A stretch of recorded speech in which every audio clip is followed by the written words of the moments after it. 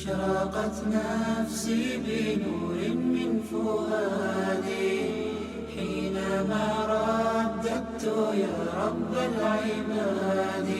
أعوذ بالله من الشيطان الرجيم. بسم الله الرحمن الرحيم. الحمد لله رب العالمين، والصلاة والسلام على أشرف الأنبياء والمرسلين نبينا محمد صلى الله عليه وسلم وعلى آله وصحبه أجمعين. رب اشرح لي صدري ويسر لي أمري واحلل عقدة من لساني يفقه قولي.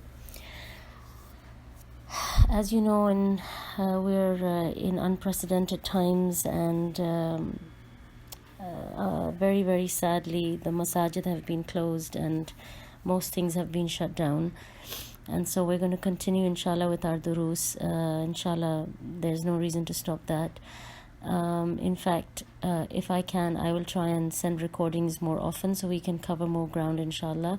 So what is going to happen is I'm going to send a recording, inshallah, through Rabina. And I would like each of you, as you listen, if you can just send a tick and say done, alhamdulillah, or something like that on your group, and then I will ask Rabina to give me the names of all the people who have sent in their ticks, so I know who has heard the dars. So please, I'll be very grateful if you can do that. Whenever you do listen to it, inshallah, just please send in your message to her. And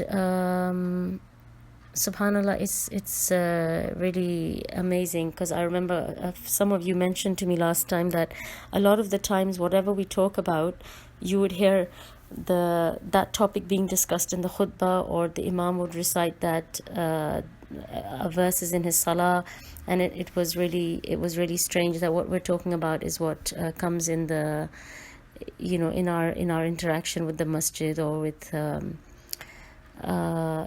in our dealings the following day, or literally sometimes hours later the same thing would happen. So it's so unfortunate and sad that the masjid has shut down. And I will send some reminders to all of you through Rabina about these the situation that we are in. But interestingly, today we're going to talk about the role of the masjid, and I just thought it was so amazing that that now we don't have access to the masjid, and we're going to talk about the role that the masjid plays in our deen.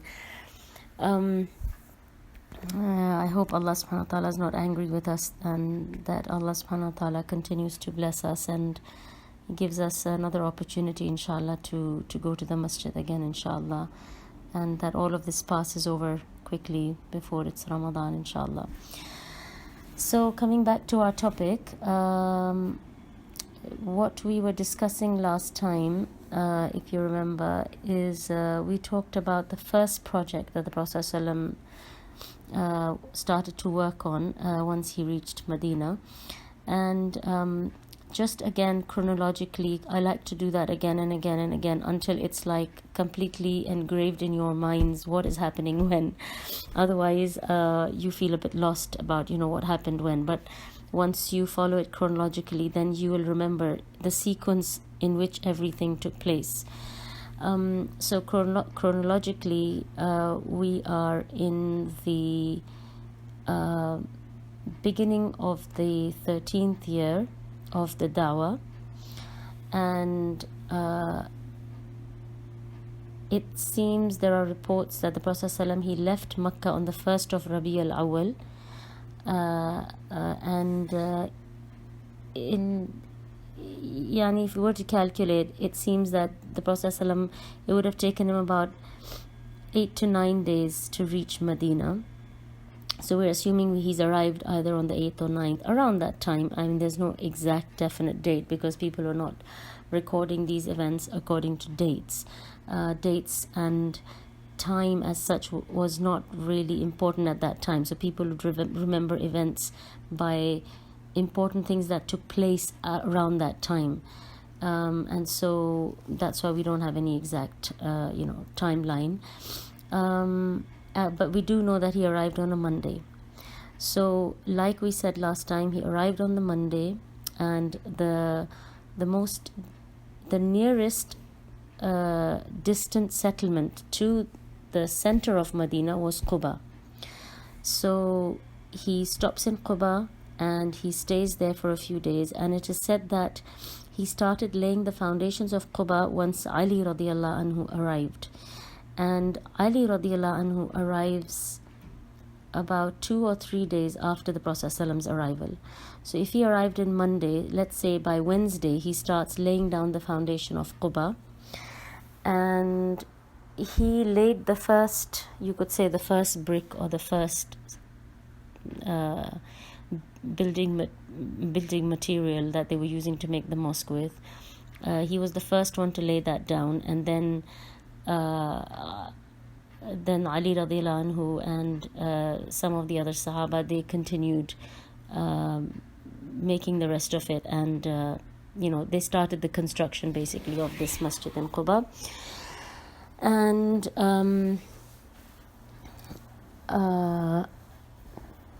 he stays there for another 2 days, and he says that he sets out for the city, the center of Medina, by Friday.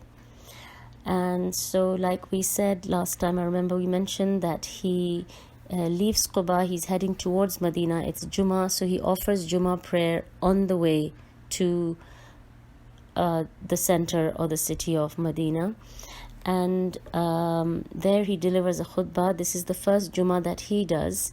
The Sahaba, as you know, were instructed by him to start praying Jummah, so they had been doing Jummah for a while, almost you could say a year, or at least 8 to 10 months before the Prophet ﷺ arrives.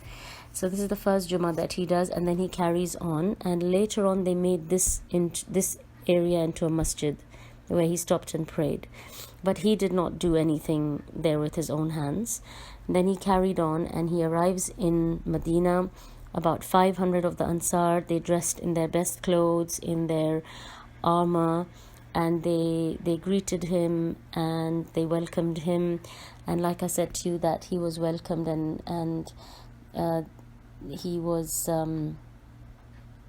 he was honored in the sense that he was greeted as a leader and not as somebody who's come for refuge or as a refugee or an asylum seeker, but he came as a leader, and that's what he was acknowledged as. And once he arrives in Medina, like I said, a lot of people were eager to have him come towards them, and he said that he was on his camel, and he said, leave her, for she is guided by Allah.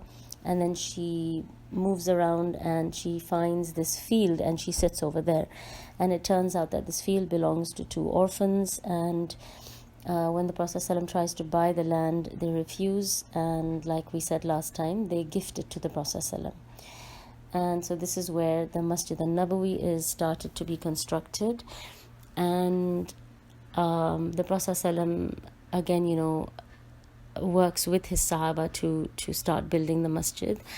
And so basically you could say in about a space of 5 days, he has started the construction of 2 masajid, and until now he does not have a roof on his head.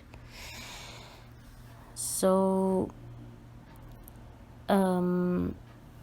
he continues constructing this masjid, and I think in a span of either it's a week or 2 weeks, in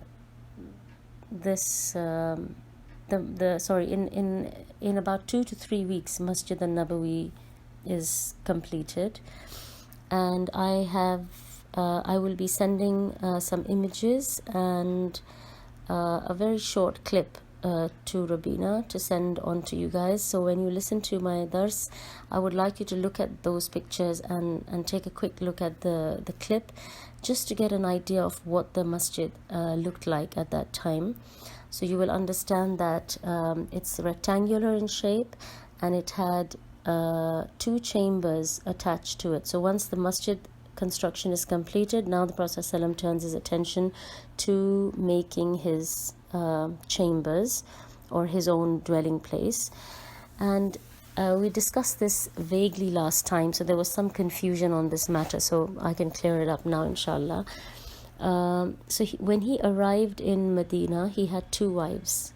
Of course, we're not counting Khadija radiallahu anha, otherwise we would say that he has 3 wives, but she's passed on. So at the moment, living wives that he has 2 wives.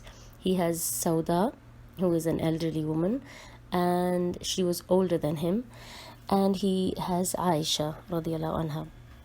And so 2 chambers are made attached to the masjid, and Aisha's chamber is the one directly attached to the masjid, and it has a door that opens into the masjid. And then adjacent to her chamber is the chamber of Sauda. And as you know, in the later years, Sauda, she is really eager to please the Prophet ﷺ, and she knows that the Prophet ﷺ loves and dotes on Aisha radiallahu anha, and he loves spending time with her. And so she gives the Prophet ﷺ permission to give her day to Aisha radiallahu anha, and basically she says to him that I have gifted my day to you to spend with Aisha. So the Prophet ﷺ, he visits Sauda, but he does not spend the night with her, and so Aisha radiallahu anha gets 2 nights, and all his other wives get 1 night. Now, like I said, at that time he had 2 wives, and his other marriages take place very close to each other, but they take place many years later. So right now we're in the 13th year, and right now he has 2 wives. The other marriages will take place a few years later, and that's why he only had these 2 chambers which were adjacent to the masjid, because by the time he has these other marriages, the area around the masjid is more or less it has now been filled up. That space has been filled up by other people who have made their homes right next to the masjid. And so his other wives' chambers are in a separate block. And so that's why I remember we were having this discussion, and I think it was Numa who was saying that the Prophet ﷺ, he would go around the outskirts visiting his other wives, so because they were in a slightly separate location.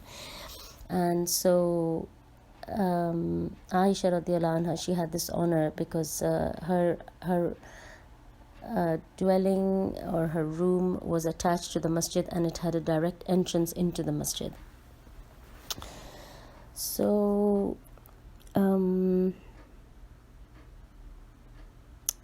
until these chambers are built, he lives with the family of Abu Bakr radiallahu anhu, and then when he completes making his rooms, then he moves into his own place.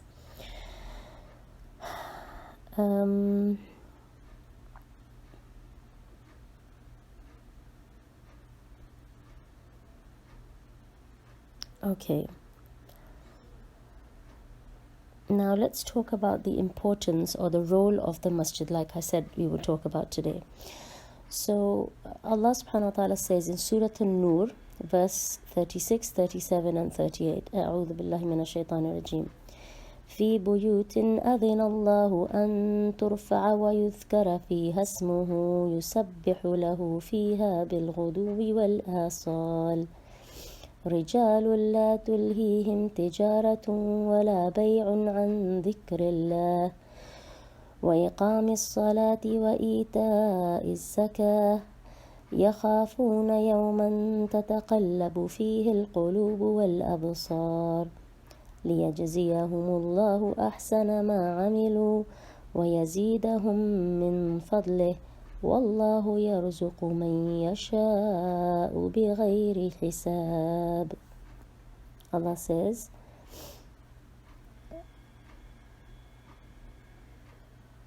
in houses or in mosques which Allah has ordered to be raised, and that His name be mentioned therein, exalting Him within them in the morning and in the evenings, are men whom neither commerce nor sale distracts from the remembrance of Allah and performance of salah and giving of zakah.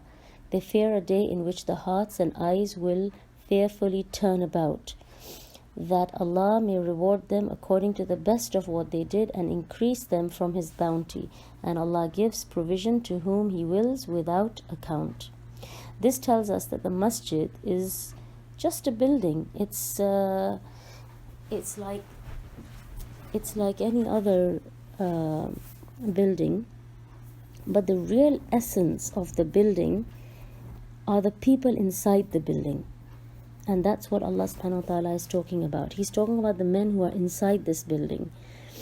And that is the spirit of the masjid. What is happening inside the masjid, and the people who are inside the masjid are the spirit of that place. And they are the spirit of the masjid. And Allah subhanahu wa ta'ala is in these verses, He's talking about these people who are inside the masjid. And He says that they have businesses, they have jobs, they have their worldly life that they are living, but when they are in the masjid, they are not distracted by their dunya commitments, by their businesses or their jobs or their family or whatever else they are involved in. When they are in the masjid, they are busy with the remembrance of Allah. They are focused.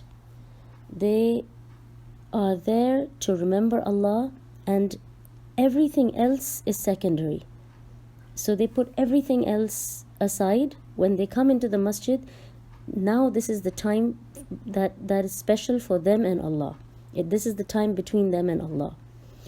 And this is something for us to think about, because a lot of us, we are so occupied and so inundated with our day-to-day lives and our routines and our responsibilities and our commitments and our families and our problems, that even when we open the mushaf, even when we stand on the sujjada, even when we enter the masjid, our minds are going round and round and round, the same problems, the same issues, the same thoughts that are troubling us, or that have been on our mind.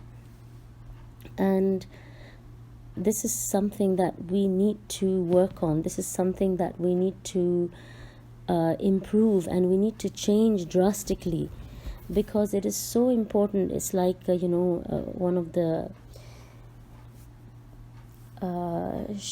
ulama that I was listening to, he said a really amazing thing, and I think I have mentioned it before, but he said that when you raise your hands and you say Allahu Akbar, imagine the front of your hands is basically your commitment that now you are focused on Allah, and the back of your hand is all your dunya. And with both your hands, when you raise them up, it's like you've thrown the dunya and the dunya worries and your dunya thoughts behind your back, and now your focus is Allah. And we really need to work on this, and we really need to understand that at the end of the day, and I think I have mentioned this before, the thing that will matter the most is your relationship with Allah. The conversation that you are going to have with Allah. Now, this is going to be the most important thing at the end of the day. It's not going to be what you cooked, who you had an argument with, what problems your children are going through, what family politics you have been trying to resolve. All these things, your job is giving you trouble, you have financial worries, whatever your problems and worries are, you just put them behind you and just focus on Allah, focus on speaking to Allah, focus on your relationship with Allah, focus on this ibadah that you are doing, focus on the dhikr of Allah. Because if you think about it, really we give such little time to our salah and to our adhkar.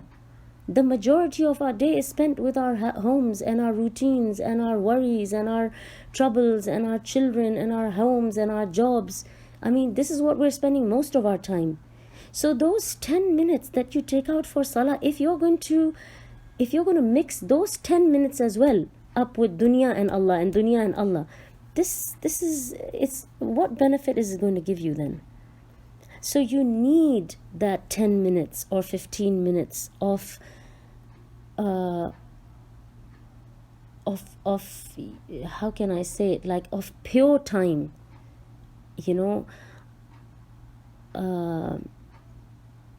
I'm just trying to think of the word when something is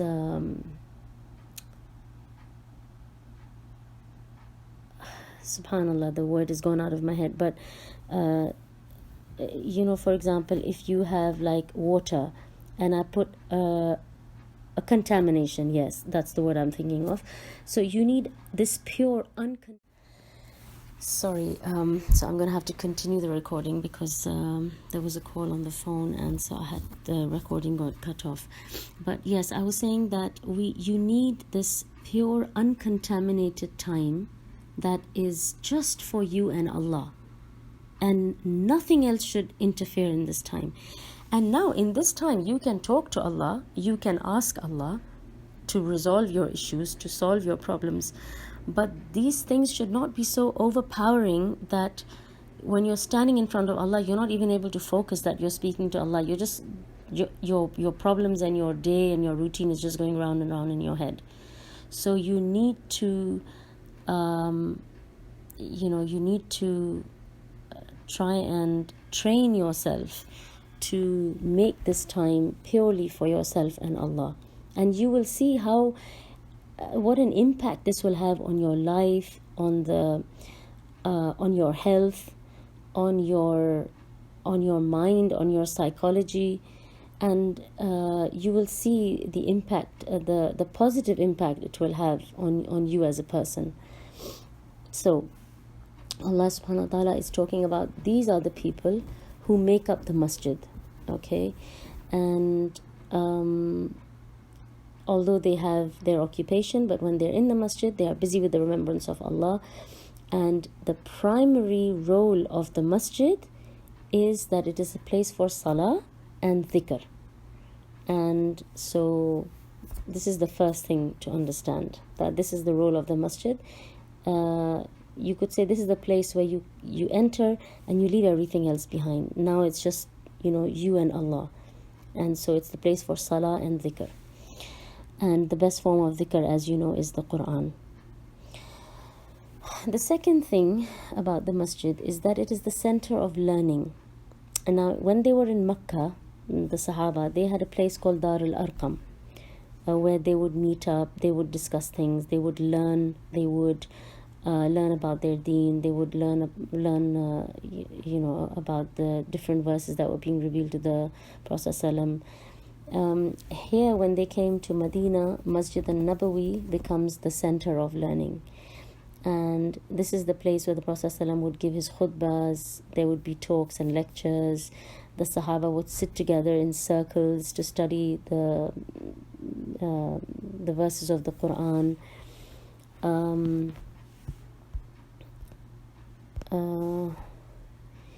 It was the place of ilm, and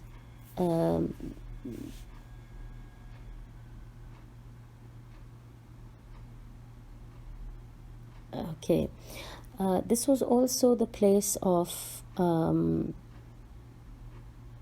sorry, let me just finish telling you about learning the Quran in the masjid. The Prophet ﷺ said, if people come together in the house of Allah, studying the book of Allah Azza wa Jal and reading it, Allah will give them 4 things: Sakina, which is tranquility; Rahma, which is mercy; the angels will surround them, and if the angels surround you, that is Rahma upon Rahma for you. And Allah will mention their names in a gathering better than theirs. So these are the 4 blessings you get if you sit in the houses of Allah, which are the masajid, and study the book of Allah, which is the Quran. And I was so happy to see, mashallah, when I went to Medina last time, there are so many halaqat of Quran. All the teachers are sitting around in one area with these headphones, and they have iPads and laptops, and they are teaching Quran online to different students around the world. And it's amazing, mashallah, and it's such a beautiful feeling you get when you're there and you see them all studying the book of Allah together. The next thing, which is point number 3, The masjid is a place for Muslims to meet. So it is the place where they would socialize. As you know, the Prophet ﷺ, after Salah, he would ask the Sahaba if anybody had a dream. He would interpret dreams. They would also, for example, Salah in Jama'ah is anyway something that you do in a group. So, lots of people come together in one place to do it. And then you have Salatul Jum'ah, which is, again, congregation. So lots of people gather in the same place. And you can imagine that 5 times a day you see the same person. You can say salam to them. You can ask them how they are doing, etc. And then on Jummah, you see a few more people from a little further away who come to the same place, because Jummah, as far as I have understood so far, there were other masajid within Medina, but Jummah would only take place in Masjid al-Nabawi. And so the people who are not able to come to Masjid al-Nabawi for their daily salahs because they are far away from it, they would come on Jummah. So you get to see the people who are a little further away as well. So everybody congregates, and that way you get to see everyone, you get to check on everyone, and it's a really good way to strengthen the bond of brotherhood between people. So otherwise people are busy and they don't get to go out, but this way you're forced to meet everyone at least on a weekly basis. The next thing, number 4, is that the masjid was a dwelling place for the traveler and the poor person. So this is talking about the Ahl Sufa, and there was a place in the masjid which was designated for the Ahl Sufa, and this is a separate topic that we will discuss in detail, inshallah, maybe in the next dars. Number 5, the masjid was the place where the armies would set out from. So the armies would be arranged inside the masjid, and this was the place where the liwa would be given out, the banners, and they were handed inside the masjid, and that would be like the starting point from where the armies would set out with their banners. It was also the place of celebration, so nikah and things like this would take place in the masjid. Number 6, the masjid was a place for da'wah. So when travelers would come to Medina, and we're talking about even non-Muslim travelers, so like when the Christians from Najran, they visited, they stayed in the masjid. There were no hotels, there was no Airbnb, there was nowhere else to keep them, and this was like a delegation of people. So they stayed in the masjid, and there was no restriction on them. It wasn't like they were told that because you're not Muslim you can't enter the masjid or you can't stay here. They stayed in the masjid. They would see the Muslims pray. They would have discussions with the Prophet ﷺ. And this was one of the best forms of da'wah for them, because they would see the lifestyle of a Muslim firsthand. This is not something that they're being told or they're hearing from this one or that one, but they're seeing with their own eyes how Muslims lead their life. How Muslims live their life, how they pray, what time they wake up, how they carry themselves, etc. And so this in a way tells us that non-Muslims should be allowed to enter masajid, and this might be a good way for them to learn about the lifestyle or the ibadah practices of Muslims.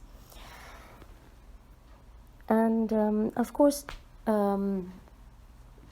these are the main points which I would say are the role of the masjid. So these 6 points, if you can remember them and write them down maybe.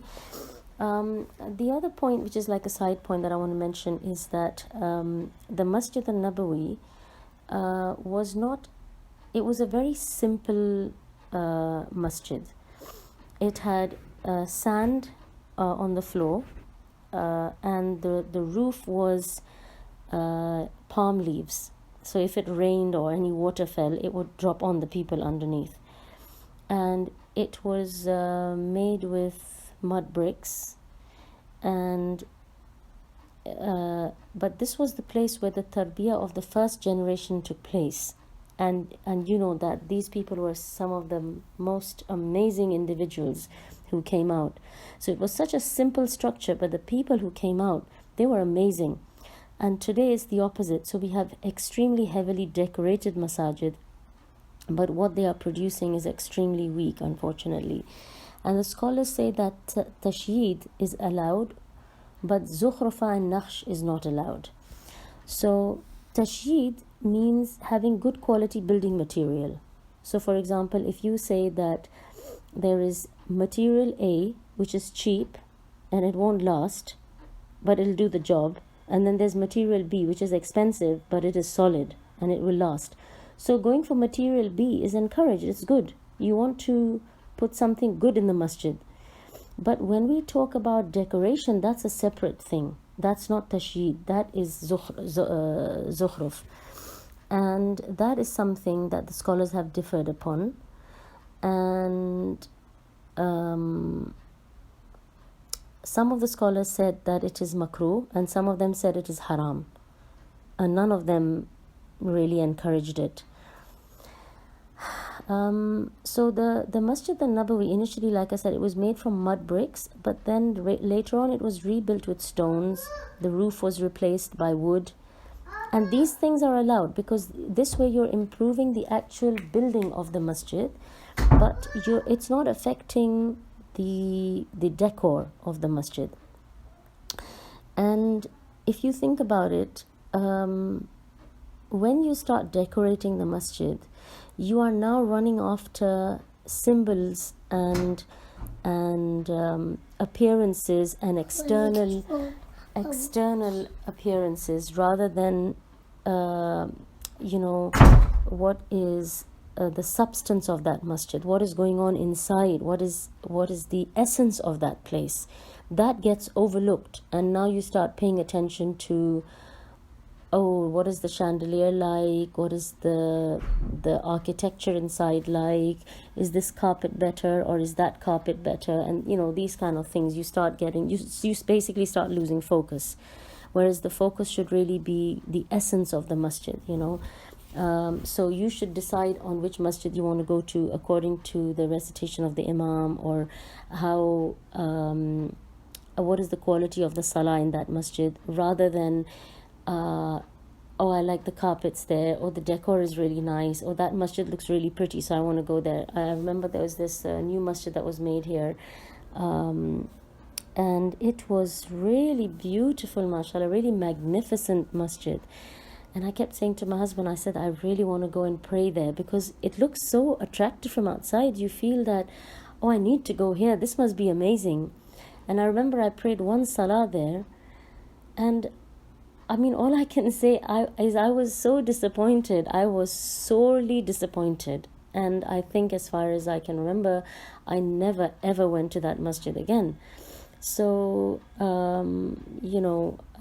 you just start losing focus if there's too much, and too much attention paid to decoration. And, there's a hadith which says that, I'm just like paraphrasing, but if your masahif start getting decorated and your masajid start getting decorated, then be prepared to perish, because basically what is happening now is you're paying attention to external more than the internal, and what is really important is the internal. It doesn't really matter what's happening on the outside. As long as what's happening on the inside is good, it's wholesome, it's right, everything will be good, inshallah. The same thing with us as people. If we judge people according to their external appearance, it might be that somebody looks very plain, and they might not be attractive, or they might not be very well off, so their clothes are not that good. They might not they might not have the kind of luxurious items to dress up with as somebody else, but they might have a lot of ilm, they might be near to Allah, they might have a good heart. So you will get more from that person, even though that person looks really plain on the outside, than somebody who has a lot to offer on the outside. I remember we have discussed the virtues of Masjid al-Nabawi in the past, but just briefly, I just wanted to mention 3 points before I move on to something else. The Prophet ﷺ said in a hadith narrated by Bukhari, one salah in my masjid is better than 1,000 salahs in any other masjid except the Masjid al-Haram, which is the Kaaba. Which means, if you were to pray Isha, Salatul Isha once in Masjid al-Nabawi, for example, it is as if you prayed Isha for 83 years in any other masjid. So basically what I'm saying is, let's say you live in KFMC and you pray Isha in your local masjid in the compound. So if you were to pray in that local masjid for 83 years, that will equal to one salah in Masjid al-Nabawi. So you can imagine the blessing, the amount of blessing you get by praying in Rasulullah sallallahu alaihi wasallam's masjid. And you can imagine even more than that of praying in Makkah, in the Haram. And so that's why, this is, if for no other reason, just for this reason, to put barakah in our lives, we should try to go there as much as possible and to get as many salawat as possible. Whenever we're booking tickets and we think, let's get the 5 o'clock flight, let's get the 6 o'clock flight, I always say that let's get the flight in which we can get even one more salah, because that one more salah will make 83 years worth of difference. And that's a lot, considering that our lives are not going to be that long as people used to live in the past. So this is a blessing from Allah, that He has put barakah in our lives this way, through multiplying the reward and the blessings of praying in these places. The other thing about the Masjid al-Nabawi is that the Prophet ﷺ said, you should not travel to visit a masjid except if it is one of 3 masjids: Al-Masjid al-Haram in Kaaba, Al-Masjid al-Aqsa in Jerusalem, and this masjid of mine, Masjid al-Nabawi. So it is not allowed to travel and to make a journey to visit any masjid other than these 3 masajid. So like sometimes you'll hear people are saying that, I want to go to Turkey just to see the Blue Mosque. I mean, if you just want to see it as a tourist attraction, that's a different thing. But to go and to want to see a masjid, to be able to pray 2 rakahs there, that is not permitted except for these 3 masajid. And the last thing that I want to tell you about the virtues of Masjid al-Nabawi is that the Prophet ﷺ said, ما بين بيتي ومنبري روضة من رياض الجنة. And he also said in another hadith, there is a garden from the gardens of paradise between my house and my pulpit, between my house and my mimbar, and my mimbar or my pulpit is on my pond or lake, whatever you want to call it, Al-Kawthar. Remember, we said that the Prophet ﷺ will be given Al-Kawthar on the Day of Judgment. This will be his special fountain, you can say. It's really difficult to translate the word into English, but yeah, you can call it any of these things: fount or fountain or pond. So these are the 3 special things about Masjid al-Nabawi: the multiplication of the blessings of Salah there, the permission to travel specially just to visit that masjid, and number 3, the Rawda. And the Rawda, just as a side point, there is nothing specified about what you should do in the Rawda if you are there, whether you should pray, whether you should do any specific ibadah. Of course, it is a special place because the Prophet ﷺ is saying that this is a garden from the gardens of paradise, and scholars have tried to interpret this in many different ways. They said this is a land that is from paradise that has been brought on earth. Some people say this will eventually become a part of paradise. So there's different things that people have said, but the main point is that it's a special place. It seems like it's a blessed place. There's no specific ibadah, but you can do anything good there. You can do dhikr of Allah, you can recite Quran, you can make dua, you can give sadaqah to someone while you're there, you can do salah. So there's nothing specific that you have been commanded to do by the Prophet ﷺ while you're on the Rawda.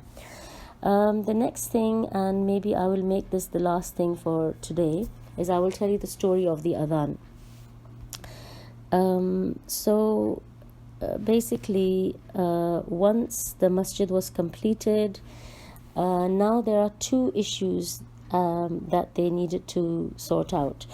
So one issue was that of the number of rakahs of the salah.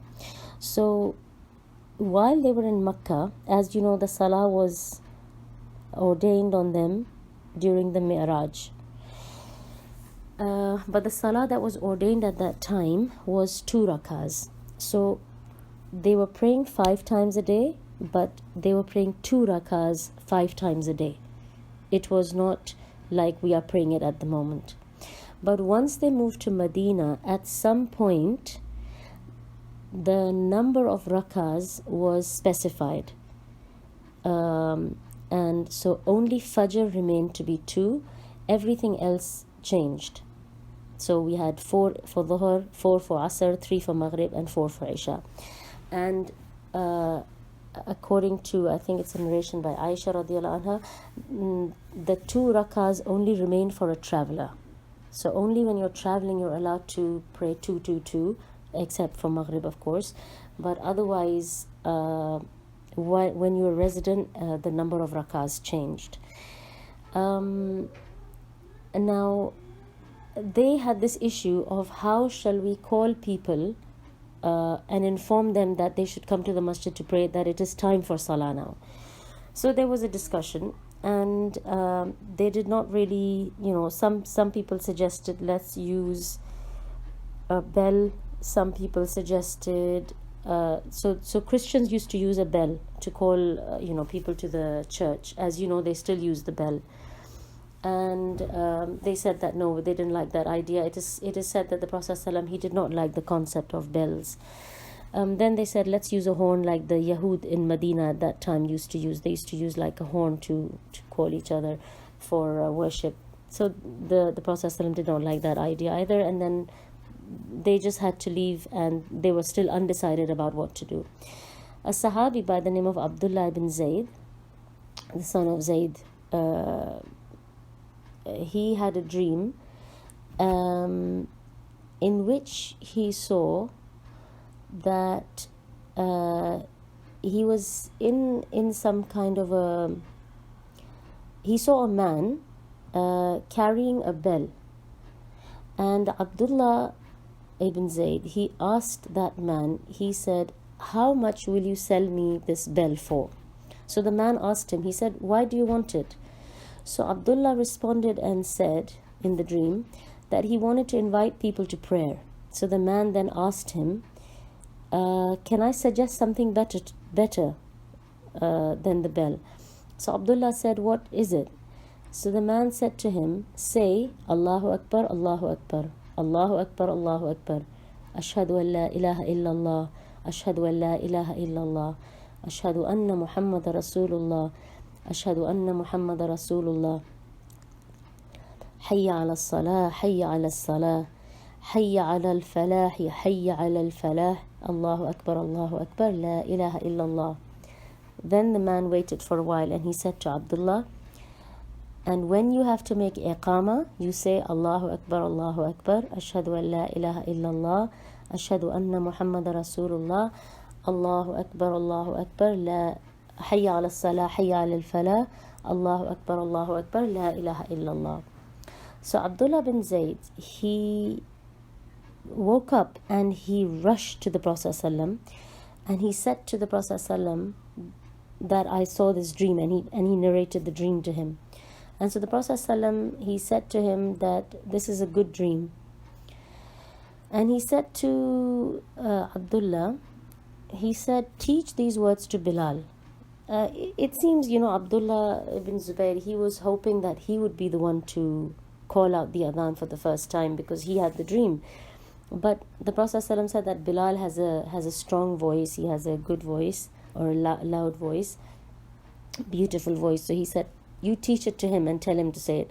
So technically you could say that Abdullah bin Zayd is the one who was told about the adhan, but then he stands and he teaches it to Bilal. So he tells Bilal what to say. So he says it first and then Bilal repeats it after him. So you could say that, he got the honor of saying it the first time as well, but it's called out by Bilal radiallahu anhu.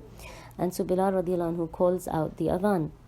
As he's calling it out, Umar radiallahu anhu, he came running to the Prophet ﷺ, and he had not even tied his izar completely properly. He because as he heard the adhan, he ran to the Prophet ﷺ, and he said to the Prophet ﷺ, he said that I heard this call in my dream. So he was really like amazed, that this is exactly the same thing I heard, and then this is what's happening. And when more than one person sees the same dream, it is an indication that it is a true dream. And so these are the two people who had the dream about the adhan, Abdullah ibn Zayd and Umar ibn al-Khattab. And Bilal radiallahu anhu calls out the adhan. And the adhan now, as you know, has become one of the most prominent symbols of Islam, and it is the most, you could say, outward or public symbols of Islam. So whenever you're in any country and you hear the adhan, you know that there's a masjid nearby, you know that that this is a Muslim country or it's a Muslim place, because that's the only place which allows it to be called out loudly. As for the direction, in the beginning the direction of the Qibla was towards the north because they were praying towards Jerusalem, and then the Qibla was changed to Mecca, which is the complete opposite, and it's in the south. And so what happened is that when they changed the direction, the old direction of the Qibla, which is Jerusalem, that was made into an area for the Ahl Sufa, and the southern direction of the masjid was the Qibla towards which everyone would stand and pray in that direction. They would do their salah. And inshallah, in my next recording, I will talk to you about the Ahl Sufa, and hopefully we can move on to the next project of the Prophet ﷺ, which was a very, very important and key project, which was establishing the brotherhood between the Ansar and the Muhajirun. So with this, inshallah, I will end. There was a question that I thought that I would set you guys to go and find out about, but I can't remember what it is now. But I hope, inshallah, that you all benefit from this dars, inshallah. Wa subhanaka Allahumma wa bihamdik, ashhadu an la ilaha illa anta, astaghfiruka wa atubu ilayk. وآخر دعواهم أن الحمد لله رب العالمين.